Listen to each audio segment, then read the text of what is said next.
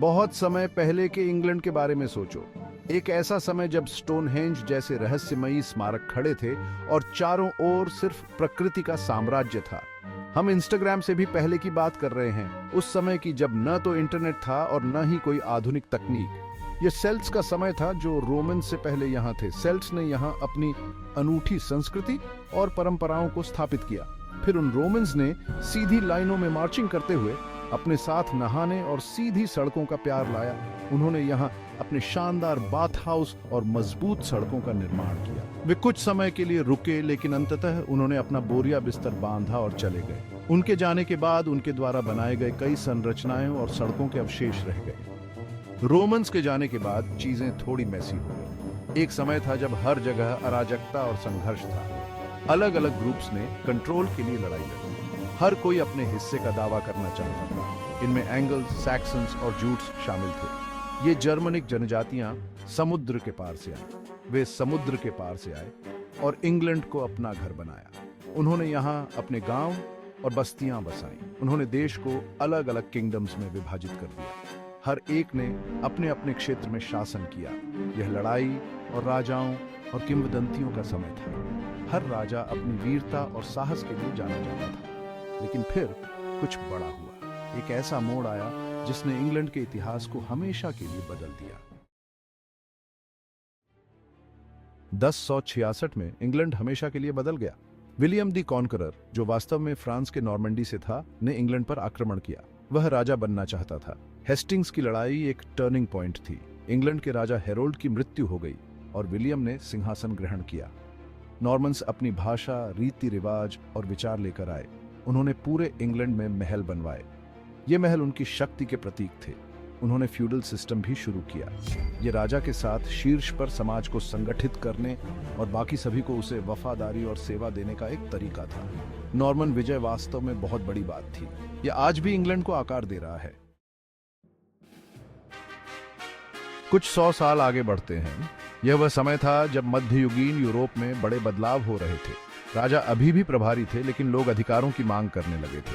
आम लोग और रईस दोनों ही अपने अधिकारों के लिए आवाज उठा रहे थे। किंग जॉन एक ऐसे राजा थे जिन्हें लोग बहुत पसंद नहीं करते थे। उनकी नीतियां और करों की बढ़ोतरी ने उन्हें और भी अलोकप्रिय बना दिया था। वह अपना वजन इधर उधर फेंकना और जो चाहता था वह करना पसंद करता था। उनकी तानाशाही प्रवृत्तियों ने उन्हें अपने ही दरबारियों के बीच भी अलोकप्रिय बना दिया था। बैरन्स, जो शक्तिशाली रईस थे, उनके पास बहुत था, लेकिन वे भी किंग जॉन की नीतियों से परेशान थे और बदलाव चाहते थे। 1215 में उन्होंने किंग जॉन को मैग्ना कार्टा नामक एक बहुत ही महत्वपूर्ण दस्तावेज पर हस्ताक्षर करने के लिए मजबूर किया। यह दस्तावेज उनके अधिकारों की रक्षा के लिए था। इस दस्तावेज में कहा गया है कि राजा को भी कानून का पालन करना होगा। यह पहली बार था जब किसी राजा को कानून के अधीन किया गया था। यह लोकतंत्र की दिशा में एक बड़ा कदम था, भले ही आम लोगों को वास्तव में लाभान्वित होने में लंबा समय लगा। यह दस्तावेज भविष्य के कानूनों और अधिकारों की नींव बना। मैग्ना कार्टा आज भी महत्वपूर्ण है। यह हमें याद दिलाता है कि कोई भी कानून से ऊपर नहीं है। यह स्वतंत्रता और कानून के शासन का प्रतीक है। यह दस्तावेज आज भी दुनिया भर में न्याय और स्वतंत्रता के लिए प्रेरणा का स्रोत है। अब ट्यूडर्स के बारे में बात करते हैं। ट्यूडर युग, जो 1485 से 1603 तक चला, एक ऐसा समय था जब इंग्लैंड में बहुत सारे महत्वपूर्ण बदलाव हुए। यह वह समय था जब इंग्लैंड ने अपनी पहचान को फिर से परिभाषित किया और एक नई दिशा में कदम बढ़ाया। यह बड़े व्यक्तित्वों और उससे भी बड़े बदलावों का समय था। इस युग में इंग्लैंड ने न केवल राजनीतिक और धार्मिक बदलाव देखे, बल्कि सांस्कृतिक और सामाजिक बदलाव भी हुए। हेनरी अष्टम एक ऐसे राजा थे जिन्हें शादी करना बहुत पसंद था। उनकी शादियां केवल व्यक्तिगत नहीं थीं, बल्कि राजनीतिक और धार्मिक दृष्टिकोण से भी महत्वपूर्ण थीं। उनकी कुल 6 पत्नियां थीं। हर पत्नी के साथ उनकी शादी ने इंग्लैंड के इतिहास में एक नया मोड़ लाया। उनकी शादियों ने न केवल उनके जीवन को प्रभावित किया, बल्कि पूरे देश की दिशा को भी बदल दिया।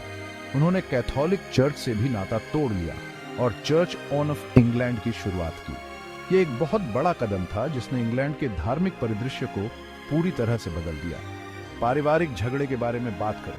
ट्यूडर परिवार के भीतर कई विवाद और संघर्ष थे, जो अक्सर सत्ता और उत्तराधिकार के मुद्दों से जुड़े होते थे। ट्यूडर्स के बाद स्टुअर्ट्स आए।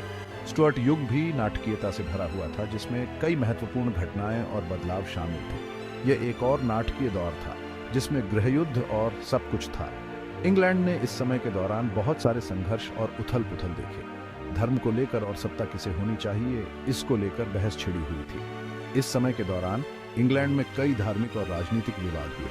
आखिरकार इंग्लैंड एक संवैधानिक राजतंत्र बन गया, जिसका अर्थ था कि राजा या रानी को संसद के साथ सत्ता साझा करनी पड़ती थी। ये एक महत्वपूर्ण बदलाव था जिसने इंग्लैंड के राजनीतिक ढांचे को स्थायी रूप से बदल दिया। ट्यूडर्स और स्टुअर्ट्स ने इंग्लैंड पर एक स्थायी छाप छोड़ी। उनके शासनकाल ने देश की दिशा और उसकी पहचान को आकार दिया। उन्होंने देश की पहचान और दुनिया में उसके स्थान को आकार दिया। उनके योगदान और उनके द्वारा किए गए बदलाव आज भी इंग्लैंड के इतिहास में महत्वपूर्ण माने जाते हैं। भाग 5, ग्रेट ब्रिटेन बनना, संघ के अधिनियम। इंग्लैंड हमेशा ग्रेट ब्रिटेन नहीं था। वास्तव में लंबे समय तक यह स्कॉटलैंड और वेल्स से अलग था, लेकिन चीजें बदलने वाली थीं। 1700 के दशक में संघ के अधिनियमों की एक श्रृंखला ने इंग्लैंड, स्कॉटलैंड और वेल्स को एक साथ जोड़ा। इसने ग्रेट ब्रिटेन के राज्य का निर्माण किया। फिर 1801 में आयरलैंड क्लब में शामिल हो गया। इसने ग्रेट ब्रिटेन और आयरलैंड का यूनाइटेड किंगडम बनाया। ब्रिटेन अब एक शक्तिशाली ताकत थी, जिसका विशाल साम्राज्य दुनिया भर में फैला हुआ था। भाग 6, holding on and letting, go empire and world wars. 19वीं और 20वीं शताब्दी ब्रिटेन के लिए बहुत बड़े बदलाव का समय था। ब्रिटिश साम्राज्य दुनिया का अब तक का सबसे बड़ा साम्राज्य बन गया, लेकिन उस साम्राज्य को धारण करने की एक कीमत चुकानी पड़ी। युद्ध और विद्रोह हुए। विश्व युद्धों का भी ब्रिटेन पर गहरा प्रभाव पड़ा। दोनों युद्धों में देश को भारी नुकसान उठाना पड़ा। द्वितीय विश्व युद्ध के बाद ब्रिटिश साम्राज्य का पतन शुरू हो गया। कई पूर्व उपनिवेशों ने अपनी स्वतंत्रता प्राप्त की। भाग 7, एक यूनाइटेड किंगडम, हस्तांतरण और परिवर्तन।